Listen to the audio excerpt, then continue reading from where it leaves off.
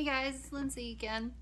I feel like I did like a really long video last time, so I thought I'd do like a little short one. And again, I'm still dressed for horses, so I thought I might give one of my horse tales. So this one is about how pride cometh before a fall. In this case, quite literally. Um, I I grew up spending most of my summers in Montana with my grandfather and my family out on the ranch in Montana.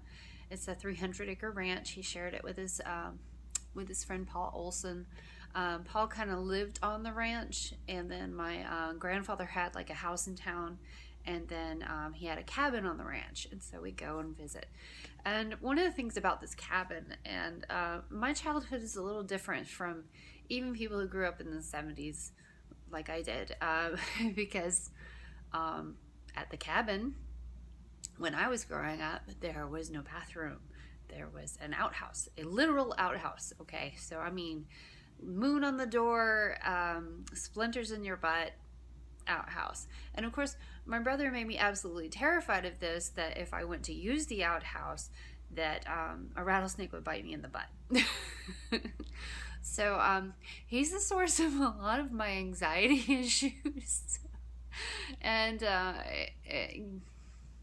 and my really strong bladder. So or use well anyway. Um, so anyway, when I was young, I mean, I started off in the saddle. I mean, I have a picture of me at 1 years old, and I'm on Scout, which I believe is my Aunt Chris's horse, and I'm sitting there just like, chill, this is where I belong. You know, I just always kind of bonded with horses, and they've actually I read an article where apparently like loving horses and loving the smell of horses and all the other stuff is actually genetic. So I guess, you know, I inherited that from a grandfather. And so anyway, so I've been riding horses since I can remember. I mean, I've been drawing since I can remember. I mean, there are just certain things that are ingrained, and I got them from my mom's side of the family up in Montana. And so anyway, I got cocky because I was the girl that if you couldn't get the horse to listen, you stuck me on the horse because the horse would listen to me. It just was the way it was. I mean, I picked it up really well. I could communicate with the horses what I wanted them to do, and they usually listened. So it was one of those things. So my older cousin Rachel was riding buffalo, and I had to be small. I mean, I couldn't have been like 10 years old maybe. Okay, because when I got on the horse, he lifted his head straight up, and I actually couldn't see over it. So I was kind of small, but you know, like Rachel couldn't handle him, and he wasn't listening to her. And I was like, "Let me on him," and they were like, "Okay," because you know I'm younger than everybody else. But yeah, I did get him to listen to a point. Like I said, I couldn't see over his ears when he held his head straight up. So because a lot of times when you ride a horse, they're like their heads are like, say this is their back and this is their head. This is, you know, straight up, and you're sitting right here. So I was like this. Normally horses are kind of like this with their heads, and they're not like way up there. And Buffalo had his head like really up at attention because he was really kind of fighting it that day. So one of the cool things was that my dad and my grandfather were digging a septic tank hole for an actual bathroom, so we didn't have to use the outhouse anymore. Problem was that when I rode Buffalo around the cabin to where they were working, it scared the crap out of him. And I overestimated my abilities because I am not a cowgirl, and in the sense that I don't rope, I don't do the tricks, I don't barrel race, I don't do it. I mean, you know, I did fun barrel racing, but I mean, I wasn't competitive or anything. I was mostly a trail rider, or just, you know, joy rider. It's actually called hacking. Hacking is riding for the pleasure of it. I just had a knack for hack.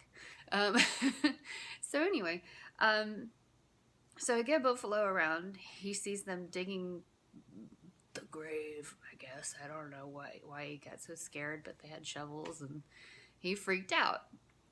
And I accidentally gave him the signal to pivot on one foot, because this is apparently a thing in barrel racing, and he's trained in and I'm not. So all of a sudden, this horse, boom, starts spinning in a circle, pivoting on one foot. Well, he moved really quickly, and when he did, one of the reins, the one telling him to pivot, got stuck under my leg. Okay, well, if it had been one leg, the other leg, it would have been fine, because that leg was floating in the air because I was being introduced to centrifugal force for the first time in my life. So I had one arm and one leg just like flying out there. I had the other arm just grasping the saddle horn, and I had the other leg on the saddle with the rein making him spin underneath it. So I was spinning, I was spinning, I was spinning. I was like, you know what? Why am I hanging on? I might as well let go, because as long as I'm here, and I tried to move my hand off the saddle horn to try and dislodge that, because I was determined to stay on this horse. But I tried to move my hand off the saddle horn and tried to dislodge the rein, and instead I went. And it's one of those times, like, okay, I've been knocked out a couple times. This was one of those times. So yeah, I had one of those moments where I'm on the ground face up, and I feel from these like nostrils that are in my face, because it's like, I did what you told me to do. I spun exactly the way that I was taught to do. You told me to do it. How you fall off? But it's always adorable when the horses come and check on you, like, what happened? I thought we were like totally in sync, dude. So yeah, that was pride cometh before a fall. I thought I was like this super good like horseback rider, and I was like, yeah, give me the horse. I'll yeah, pride cometh before a fall.